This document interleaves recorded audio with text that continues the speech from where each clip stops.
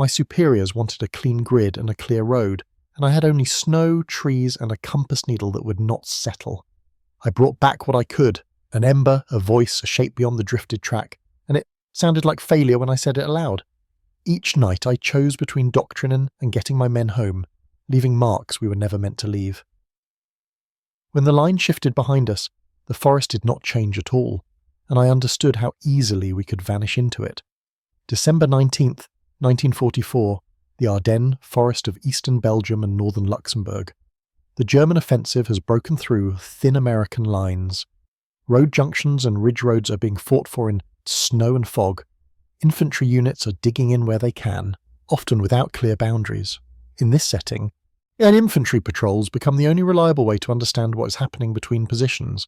Patrols are sent out for simple reasons: to learn whether a road is open or blocked, to locate the edge of a neighbouring unit, to confirm if a village is held or abandoned, to find out if the enemy has slipped through a gap, to bring back a prisoner if possible, to do these tasks at night, when movement is less visible and when artillery observation is harder. The weather turns the forest into a closed room. Snow muffles footsteps and hides tracks. Low cloud and blowing snow erase the horizon. Evergreen stands and bare trunks make a repeating pattern that defeats the eye. Daylight is short, night is long, and the cold is constant. In a rifle company holding a line along a wooded rise, a small routine continues. And a radio operator checks batteries and keeps them warm under clothing. A runner memorizes paths between foxholes. A man assigned to scouting work studies a folded map that will not stay flat in gloves. A platoon guide counts paces on a short trip to the company command post and counts them again on the return. A sentry listens, not for speech, but for the small noises that carry in cold air. The scout is not famous. He is one of many doing this work in the Ardennes. He has learned that patrols are not heroic excursions, they are careful walking, they are pauses in darkness. They are whispered checks of direction and distance. They are a discipline of silence and patience. The company has been ordered to find out what lies beyond a shallow draw. A nearby road is supposed to be held by friendly troops, but no one is sure. The last message from that direction is hours old. In this offensive, hours can be too long. Patrol is organised with the tools that doctrine expects: a compass, a map, a watch, a notebook, a few grenades, a flashlight covered to a slit if light must be used at all, a wire cutter, a strip of white cloth for emergency identification, and a plan measured in yards and minutes. The men move out single file. They keep interval, close enough to touch a sleeve. They step where brush is thinnest. They avoid breaking branches. They move in slow starts, then stop, then move again. The scout checks the compass under his body, shielding it from any stray light. The needle turns, then hesitates. He taps the casing. It responds, but not smoothly. Metal is everywhere in their gear. A rifle barrel near a small compass can pull the needle off true. So can a helmet rim, so can a belt buckle. He has been taught to hold the compass away from metal. He tries, but he cannot hold it far while keeping control of the patrol. Everything is heavy, everything is awkward in gloves. He looks at the map. The contour lines are fine and faint in low light. The forest paths are not all shown. A track that looks like a trail may be a logging cut. A ditch line may be deeper than expected. A stand of pines may look like another stand of pines. These are early signs of a larger failure. Not a failure of clear of courage. A failure of instruments and terrain matching poorly. In the Ardennes winter, the map is often too clean. The ground is not. The patrol reaches a shallow creek bed that should be easy to recognise. In daylight it might be. Now it is a shadow under snow. The men find it by feel. Stepping down and then up, water is not visible. It is only a darker cold. The scout checks his pace count. He is already uncertain. Snow changes distance. The same number of steps covers less ground. Each man's stride changes with fatigue and fear of noise. Pace counting is doctrine, but doctrine assumes consistent footing. Here, every step is a negotiation. The patrol continues. A few minutes later they hear a sound. Not voices, a dull clank. Then nothing. They freeze. A slow scan begins, each man turning his head without moving his feet. In darkness, a turning head is safer than a shifting body. They listen again. The forest is full of false alarms, a branch shedding snow, a rifle sling tapping a stock, a distant vehicle that could be friendly or enemy, artillery far away, the impact softened by distance. That the scout checks direction again. The compass needle drifts, then settles. He does not fully trust it. The cold has a way of slowing small mechanisms. Moisture from breath can freeze in unexpected places. A compass carried close to the body can fog, then ice when exposed. And in a forest with few landmarks at night, a small error grows into a wrong turn. The patrol reaches what should be the line of a narrow road, but the road is not obvious. Snow has filled the ruts. The crown is flattened. Trees press close on both sides. If a vehicle has passed, tracks may be drifted over. If no vehicle has passed, the road could be mistaken for any open strip. They drop to the ground and feel the surface, harder than the forest floor. That suggests a road. But it could be a packed trail, or the edge of a field now hidden. Jumlan. And this is where doctrine says the map will clarify, the map does not. The patrol is now living the difference between paper and ground. They move along the strip for a short distance, counting intersections. One intersection should appear as a cut leading down to a farm. They find a cut. It might be that one. It might be another. Everything feels the same. They withdraw slightly, trying to reorient. The scout tries an old method. He listens for the rhythm of friendly artillery behind them. He listens for the heavier, flatter crack of enemy guns ahead. It is not precise, but it is information. They proceed again, slower. Minutes stretch. Cold creeps into fingers, even inside gloves. Men flex hands, then stop flexing because the movement feels loud. They glimpse a shape between trunks, a low silhouette, a wall or a hedge. They crawl closer. A sudden voice carries through the trees. It is brief. It could be German. It could be English with an unfamiliar accent. It could be a single word that means nothing. The patrol halts. The scout feels the pressure of responsibility. If he advances and these are enemy positions, he risks walking his men into a listening post. If he withdraws too soon, he returns with no information, and the company remains blind. He decides to probe without closing. One man inches forward a few yards, then stops. The rest stay still. This is how patrols test the dark, not by rushing, by separating risk into small increments. A faint light appears, then vanishes. A cigarette ember, a covered flashlight, a match cupped in hands. It is enough to confirm that someone is there. The scout signals the patrol back. No shots are fired. No heroics occur. It is simply a decision that the information gained is sufficient. There is a position in front of them that is occupied, but not by anyone they can identify safely. On the way back, the navigation problem becomes sharper. Going out, the patrol can accept uncertainty. Returning, uncertainty becomes dangerous. A wrong turn can lead into a minefield, a road ambush, or another company's line that mistakes them for infiltrators. The scout tries to follow their own footprints. Snow has already softened them. Wind has erased detail. Their trail is broken in places where they stepped on brush. In a few minutes, their track becomes guesswork. He checks the compass again. The needle sticks for a moment, then snaps. He tries to trust it. He tries to remember that a compass is still better than a feeling. But the forest has a way of making feelings persuasive. They move, they stop, they listen, they move again. A burst of gunfire cracks somewhere off to their right. It is brief, then gone. The patrol freezes, waiting to hear if it is answered. Silence follows. The scout does not know if it was a nervous sentry, a skirmish, or a signal. They continue. The scout begins to realize that the patrol's true problem is not the enemy ahead. It is the loss of reliable orientation. The instruments that should anchor them are uncertain. The map is insufficient in darkness, and the terrain repeats itself. Back at the company position, the patrol returns later than planned. No one congratulates them. This is not that kind of work. The platoon leader wants exact bearings and distances. The company commander wants a clear statement. And is the road held by friendly troops or not? Is that village occupied? Where exactly is the enemy? The scout gives what he can. A likely occupied position beyond the road. A light seen. A voice heard, no identification. No prisoner, no precise grid reference. The commander is not cruel, he's under pressure. Higher headquarters want certainty. Artillery needs targets. Neighbours need boundaries. And patrol reports become the only eyes in a storm. Another patrol is ordered for the next night, and another after that. Over the following days, the problem escalates.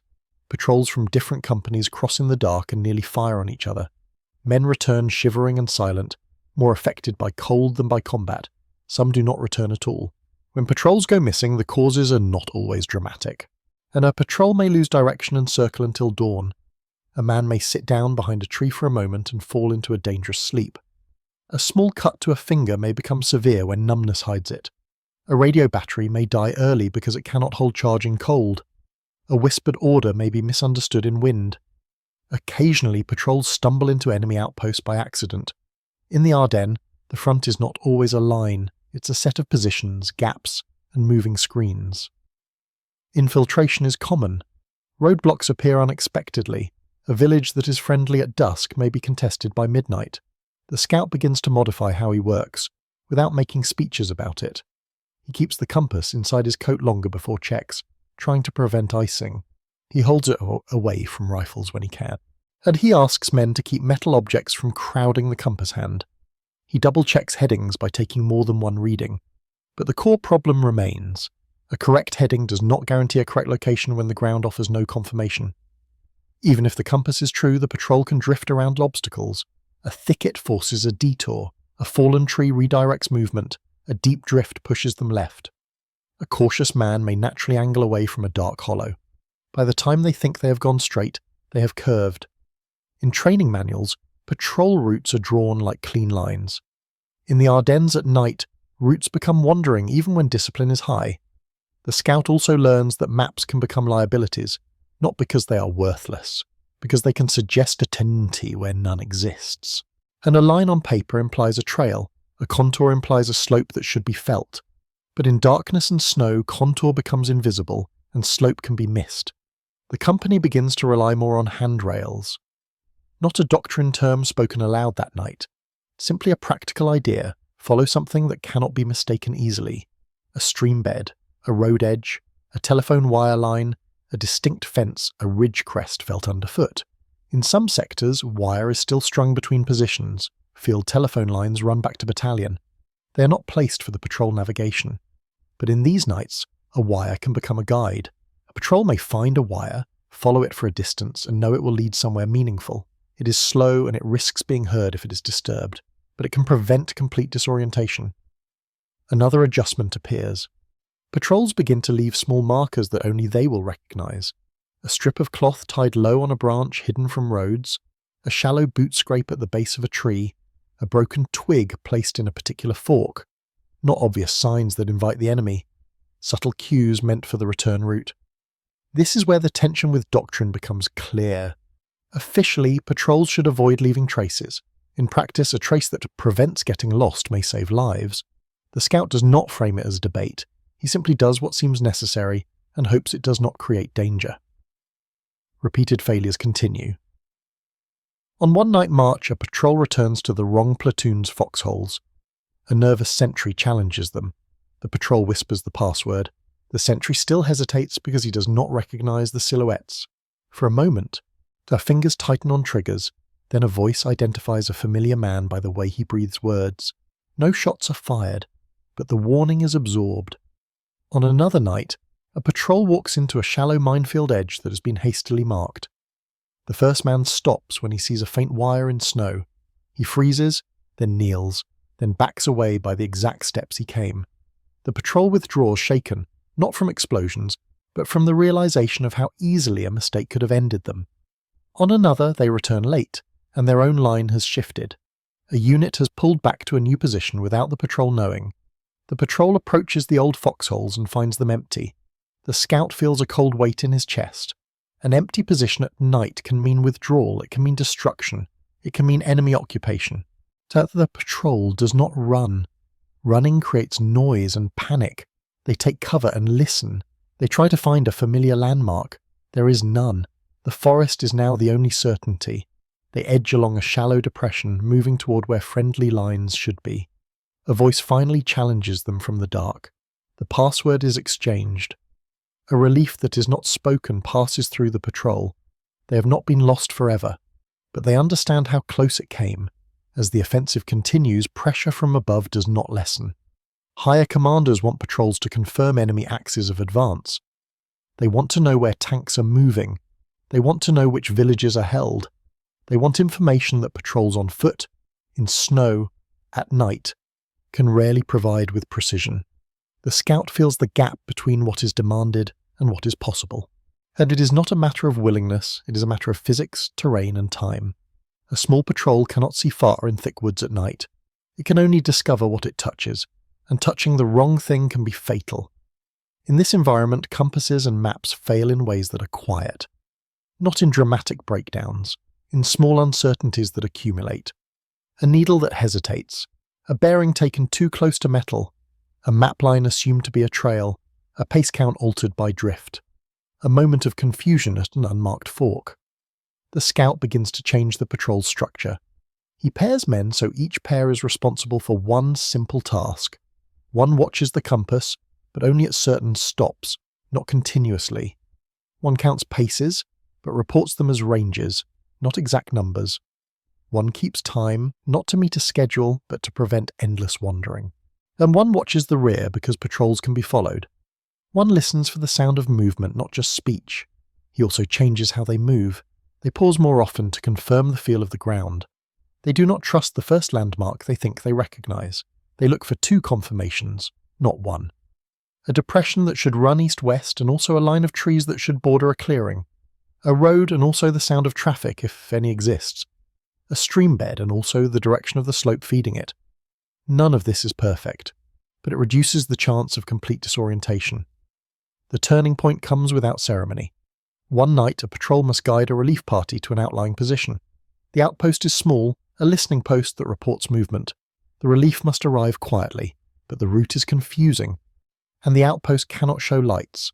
The map suggests a direct route through woods. The compass suggests the bearing. But the scout knows what will happen.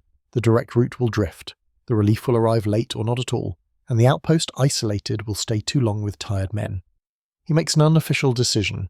He chooses a longer route that uses a more dependable handrail, a shallow creek bed that can be followed by feel, a slight rise that can be kept on one side, a short segment along a track that is not on the map but is visible under snow as a different texture. It is not elegant. It is not what an instructor would draw on a board, but it is navigable. The relief reaches the outpost. The men rotate without noise. A brief whisper is exchanged, the kind of minimal dialogue that is plausible because it is necessary. Wire's still there. Any movement? Some. Hard to tell. Keep low. On the return, the scout realizes the deeper lesson. In these nights, success is not a straight line. Success is a route that can be repeated, a route that can be recognized by touch and sound, a route that does not require perfect instruments. From then on, the patrols shift in a subtle way. They do not abandon compasses and maps. They stop pretending those tools are enough by themselves. They treat the compass as one reference, not the reference. They treat the map as a general guide, not a guarantee. Risk becomes personal in quiet ways. Frostbite is not loud, but it can remove men from patrol duty permanently. Exhaustion is not visible in the dark, but it increases mistakes. A man who cannot feel his feet cannot pace count. And a man whose hands are numb cannot handle a compass delicately. A man who is shivering cannot stay scent. The scout watches these signs. He shortens some patrols when the cold is too severe. He insists on small checks that keep men functional. Hands under armpits as to stop, a quick flex of toes, a whisper to confirm that everyone is still alert. This creates friction, not dramatic conflict, but steady pressure. A staff officer wants patrols to go farther. A battalion message asks for specific grid locations. A company commander, responsible for a sector, asks for certainty. The scout cannot offer certainty. He can offer patterns, tracks heard on a road at a certain hour, voices in a certain draw, an occupied position beyond a road that cannot be identified safely, a shift in enemy activity that suggests movement. Sometimes this is treated as insufficient, but it is still used because there is nothing else. Consequences follow from earlier decisions. Markers left on a route help a patrol return, but they also risk being found. A strip of cloth can be noticed by an enemy patrol just as easily as by friendly men. Following a wire can guide a patrol home, but it can also lead directly into a place the enemy is watching. Choosing a longer, safer handrail route can mean arriving too late to catch a fleeting enemy movement. In one case, a patrol returns with information that a road is occupied. Artillery is requested, but without precise coordinates, fire cannot be placed with confidence. The request is delayed. The scout hears the frustration in voices, held down to whispers because the enemy is close. In another case, and a patrol manages to bring back a prisoner. It happens in the simplest way. A small enemy outpost is found by sound, a brief rush, a single figure pulled back into darkness. No triumph, only the hard work of getting the prisoner back through the same forest that threatens to swallow them. On the return, the compass fails again, or seems to. The needle refuses to settle. The scout does not panic. He does not announce it. He uses the route they came, guided by the slight slope of the land and the creek bed they crossed. He uses the faint imprint of their earlier passage where snow has been compressed. He uses the memory of a distinct stump that leans like a broken chair. The patrol reaches friendly lines. The prisoner is passed up. Questions begin. What unit? What direction? What strength? The patrol cannot answer all of it, but it adds a small piece to a larger picture. Pushback from procedure continues in small ways. Patrol reports are expected in certain formats. Time out, time in, route, distance, contact, enemy description, results. The scout fills out what he can. He knows that neat forms can create a false impression of accuracy. He chooses careful language. Likely, appeared, estimated. He does not claim precision. He does not have. Some readers of these reports understand the limits. They have been in the same woods. Others, farther back, may not. They may read a grid coordinate and imagine it is exact. They may read a distance and assume it is measured, not paced through drifts. The stakes peak quietly during a night when the line is threatened by infiltration. Reports come in of enemy movement behind positions. A unit fears it is being bypassed. Patrols are sent not forward, but sideways and back to find gaps. The scout leads a small group through the trees behind their own line. This is unnerving in a different way. Friendly ground should feel safer. In this offensive, it does not. Any shadow could be an enemy patrol. Any whispered sound could be a friendly group that will fire in fear. They find a cluster of abandoned equipment.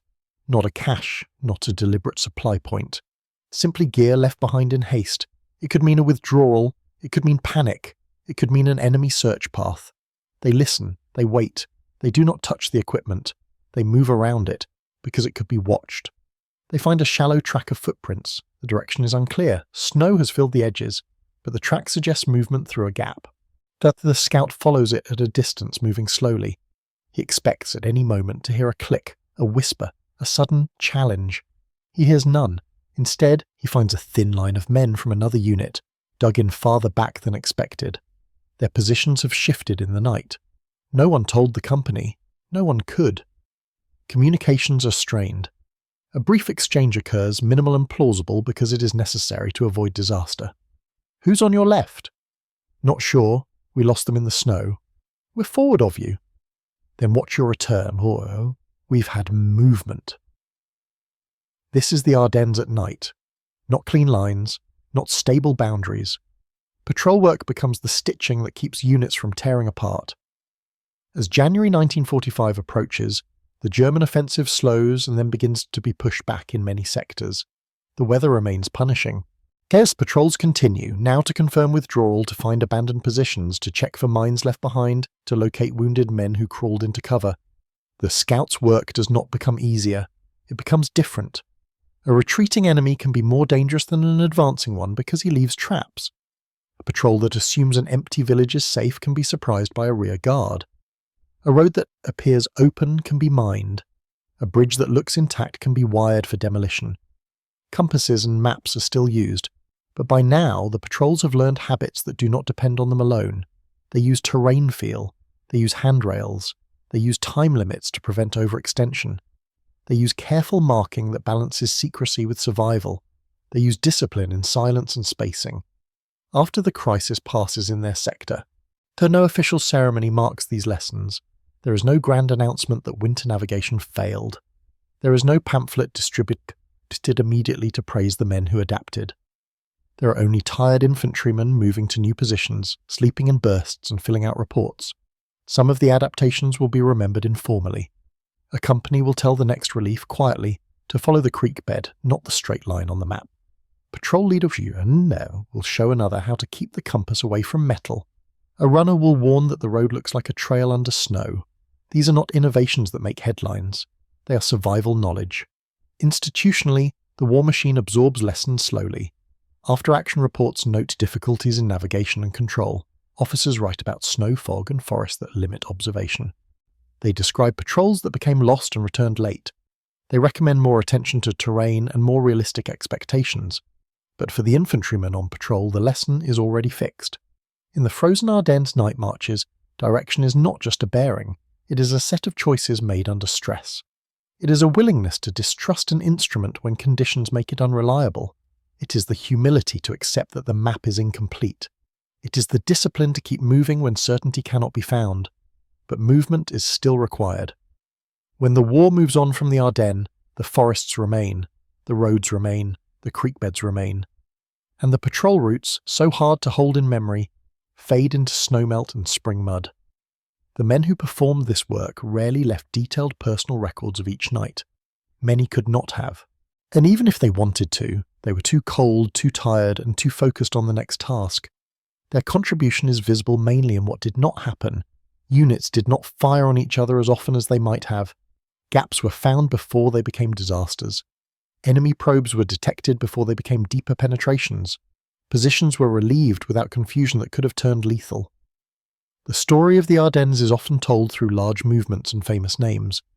But the war in that winter forest was also shaped by small patrols, by scouts and radio operators and runners, by men counting paces in drifts, by men reading a compass that did not always behave, by men using a creek bed when the map failed, by men returning with partial truths because partial truths were all that existed in that darkness.